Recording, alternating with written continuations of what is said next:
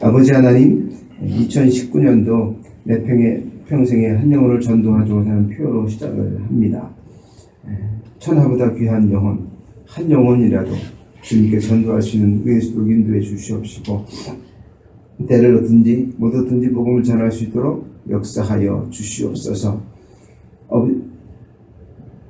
죄인인 우리가 어떻게 한 사람을 전도할 수 있겠습니까?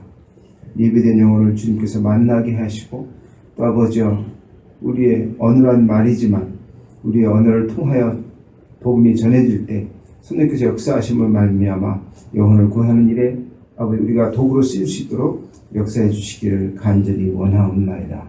그리하여 2019년도 한 영혼 주님께로 돌아온 영혼이 많아지게 해주시옵시고, 주님께서 기뻐하시는 교회가 될 수 있도록 역사하여 주시옵소서. 지혜를 주시고 용기를 주시고 또 아버지 건강을 주셔서 사명 잘 감당하게 주시옵소서. 2019년 또한 주님께서 우리에게 원하시는 놀라운 계획들이 아름답게 이루어지게 해 주시옵소서.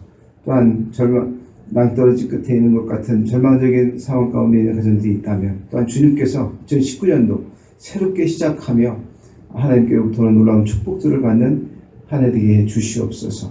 예수님의 이름으로 기도합니다. 아멘. 하나님 말씀 창세기 14장입니다.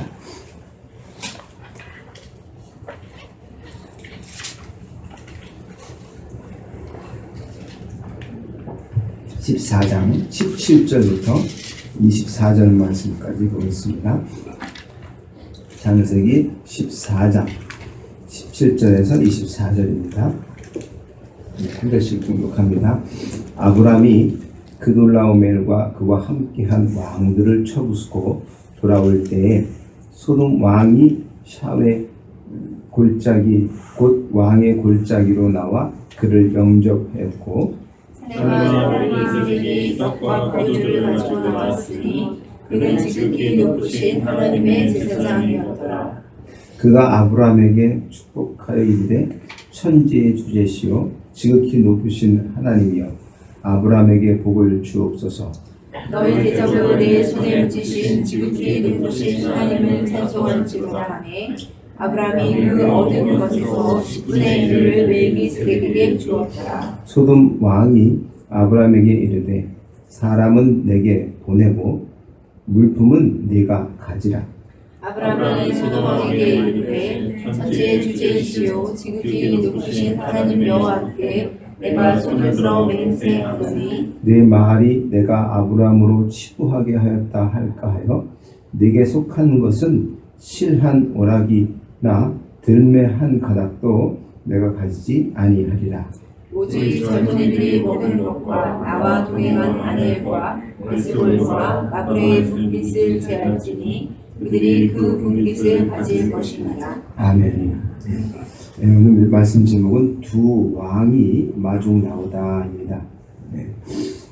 오늘 본문은 아브라함이 그돌라오멜과 그 연합군을 쳐부수고 돌아올 때 있었던 일을 기록하고 있습니다.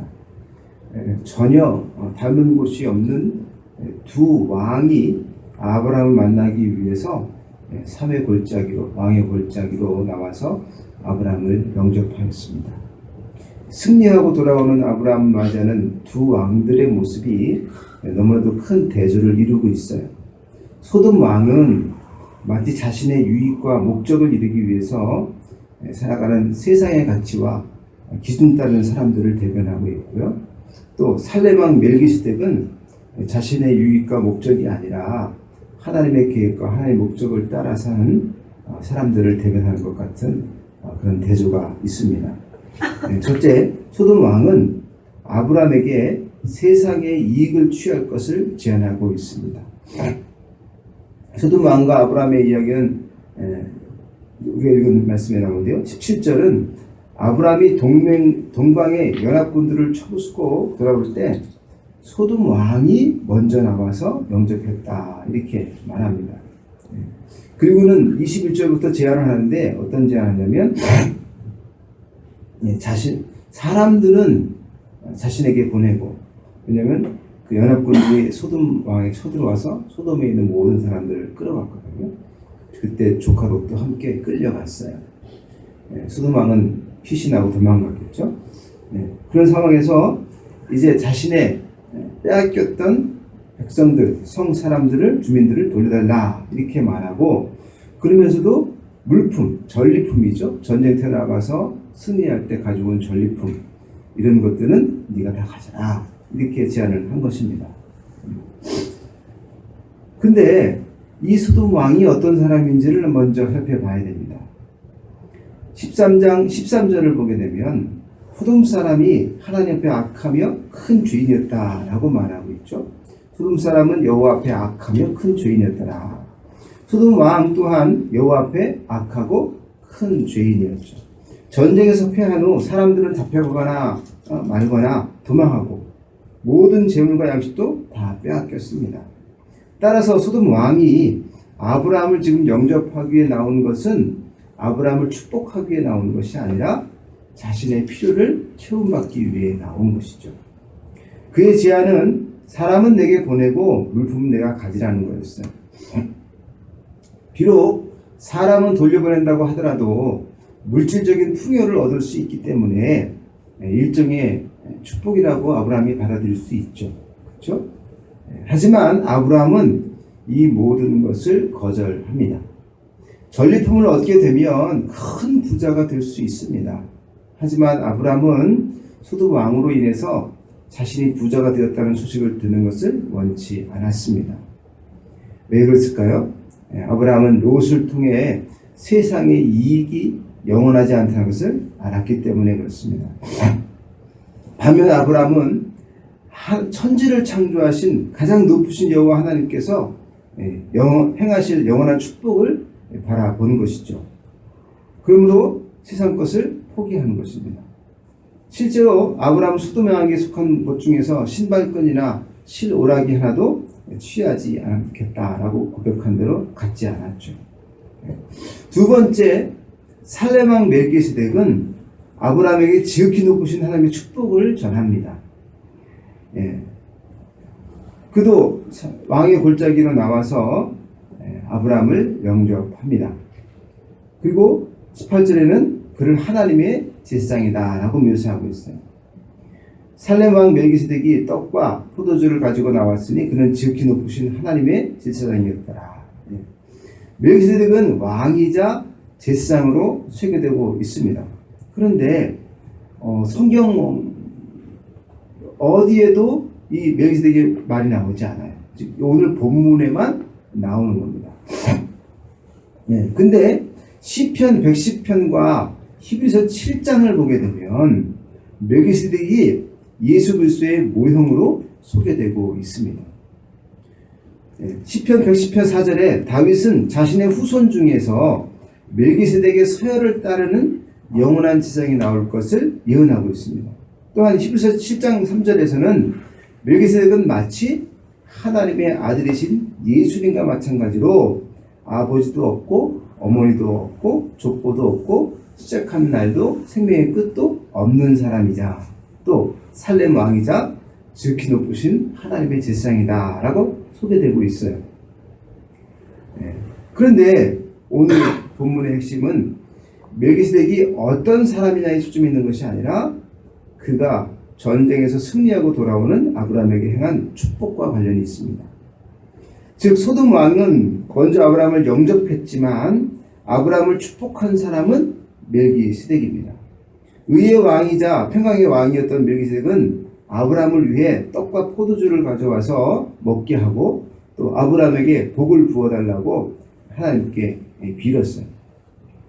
천지의 주제요 지극히 높으신 하나님이여 아브라함에게 복을 주옵소서. 천지를 창조하신 가장 높으신 여호와 하나님의 이름으로 아브라함에게 복을 부어주실 것을 간구한 겁니다. 계속해서 그는 지극히 높으신 하나님을 찬송할 것을 명하고 있습니다. 이 아브라함은 자신이 얻은 것에서 10분의 1을 멜기세덱에게 주었어요. 아브라함은 천지를 창조하신 지극히 높으신 여호와 하나님, 또 전쟁에서 승리를 주신 전능하신 하나님, 자신에게 복이 근원될 것이라고 약속했던 그 언약의 하나님께 11조 예물을 드린 것입니다. 자신에게 복의 근원될 것이라고 약속했던 그 언약의 하나님을 믿고 따르는 영적인 세상을 만나게 되는 것이죠. 여러분, 또 세 번째로 세상의 이익과 하나님의 축복을 구별할 수 있는 분별력과 믿음이 필요한 겁니다. 전쟁에서 이기고 돌아오는 아브라함을 맞이했던 소돔 왕과 살렘 왕 멜기세덱, 오늘 본문을 통해서 우리는 아브라함의 행동과 선택을 기억해야 합니다. 왜냐하면 아브라함은 잠시 세상의 축복이 아니라 영원한 하늘의 약속을 붙잡았기 때문에 그래요. 요한복음 8장 56절 보면 너희 조상 아브라함은 나의 때 볼 것을 즐거워하다가 보고 기뻐하였느니라 라고 예수님이 말씀하시는 장면이 나옵니다. 아브라함이 예수님의 때를 볼 것을 즐거워했다. 그리고 보고 기뻐했다. 이게 무슨 말입니까? 그럼 예수님이 태어나실 때 아브라함이 봤다는 거예요? 못 봤다는 거예요? 봤다는 것이죠. 그리고 예수님은 산자의 하나님이시라고 하시면서 아브라함이 하나님이라고 말씀했죠. 그러니까 아브라함은 영원히 살아있다는 얘기죠. 그죠? 네. 그러니까 아브라함은 멜기세덱이 가져온 떡과 포도주에 담겨있는 중요한 영적 비밀을 이미 깨닫고 있었던 거죠. 그렇기 때문에 멜기세덱이 이를 가지고 자기를 영접하여 나오는 것을 보고 순간적으로 뭐예요? 네, 그분을 예수님의 실체로 깨달아 알았던 것이죠. 오늘날 대부분의 주석가들은 멜기세덱을 구약에 나타나신 그리스도의 현현으로 해석을 하는 경우도 있습니다. 그러니까 아브라함은 떡과 포도를 들고 자기 앞에 서신 멜기세덱을 지극히 높으신 하나님의 제사장으로 또 예수님의 현현으로 받아들이고 그에게 축복을 받았고 또 11조를 드렸던 것입니다. 히브리서 7장 1절을 보게 되면 이 멜기세덱은 살렘 왕이요 지극히 높으신 하나님의 제사장이라 여러 왕을 쳐서 죽이고 돌아오는 아브라함을 만나 복을 빈 자라 이렇게 이야기합니다. 이것은 결코 쉽거나 당연한 일이 아니에요. 세상의 유혹과 이익은 화려하게 또 훨씬 더 구체적으로 다가오기 때문에 그렇습니다. 뱀의 유혹에 넘어갔던 하와가 선악과를 보고 먹음직도 하고 보암직도 하고 지혜롭게 할 만큼 탐스럽기도 한 나무로 받아들였죠. 그리고 어떡합니까? 그것을 딱 먹었지 않습니까? 롯도 마찬가지입니다. 눈을 들어 유다 지역을 봤을 때 물이 넉넉하여 여호와의 동산 같고 또 애굽 땅과 같다고 생각했습니다. 그래서 어디 거하게 됩니까? 소돔 가까이 거하다가 소돔 성에 들어가 살게 되죠. 네. 어디 뭘 쫓아간 거예요?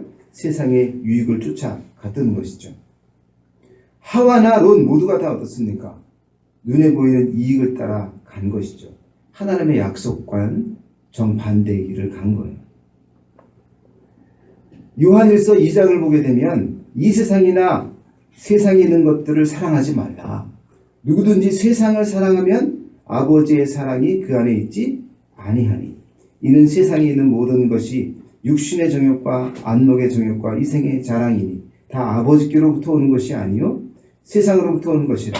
이 세상도 그 정욕도 다 지나가되 오직 하나님의 뜻을 행하는 자는 영원히 거하느니라. 이렇게 말씀하죠. 세상의 이익과 하나님의 축복 앞에서 우리는 둘 다 취하고 싶어하는 마음들이 있어요. 그렇지 않습니까? 예수 믿는 사람도 뭘 제일 좋아해요? 네, 물질의 축복을 제일 좋아하잖아요. 그렇죠? 내가 하나님께 10분의 1을 드렸더니 하나님께서 내게 물질의 축복을 주셨다. 이렇게 간증하는 사람들이 얼마나 많습니까? 그렇지만 아브라함은 어떻습니까? 그는 멜기세덱에게 자신이 얻은 것의 10분의 1을 드렸지만 모든 물품을 취하라고 하는 소돔 왕의 제안을 받아들입니까? 안 받아들입니까? 안 받아들이고 거절하죠. 얼마나 딱 좋습니까? 하나님께 11조도 드리고 소돔 왕이 다 가져라 그랬으니까 다 가지면 11조 드렸지 축복받았지. 완전히 그냥 다 맞는 거 아닙니까? 그러나 뭐예요? 그러나 아브라함은 세상의 왕인 소돔 왕의 제안을 거절했다고 하는 거죠. 왜요? 악한 자와 함께 계약하는 것은 주님이 기뻐하셔요? 안 기뻐하셔요? 안 기뻐하시죠. 그래서 하나님께서 원하신 것이 아니기 때문에 선택하지 않은 겁니다. 여러분, 계속되는 세상의 유혹에서 하나님의 뜻을 구별할 수 있는 영적 구분력이 있어야 되는 겁니다. 모든 전리품을 가지라고 하는 소돔왕의 제안 앞에서 멜기세덱의 떡과 포도주는 지극히 작아 보이는 것이었습니다. 그러나 아브라함은 소돔 왕과 거래하지 않았어요. 오히려 하나님의 제사장인 멜기세덱에게 11조를 드리면서 모든 영광을 하나님께 올려드리고 있습니다. 그리고 소돔 왕의 제안도 깨끗하게 거절하죠. 아브라함은 오직 하나님의 약속만을 붙잡은 거예요. 멜기세덱의 떡과 포도주는 지극히 작아 보여도 그 안에 뭐가 있습니까? 생명이 있는 것이죠. 떡과 포도주 하니까 생각나는 사람이 누가 있습니까? 예수님이시죠. 그렇죠? 나의 살과 피, 예수님의 살과 피, 떡과 포도주, 성만찬. 성만찬은 예수님의 살과 피를 상징하는 것이고, 근데 그 떡과 포도주가 멜기세덱이 가지고 온 아브라함을 축복하며 내어준 음식이었죠. 그렇죠? 떡과 포도주는 살렘 왕, 소돔 왕이 말한 전리품을 다 가져라 하는 것과 비교해 볼 때 너무나 지극히 작은 거였습니다. 그렇죠?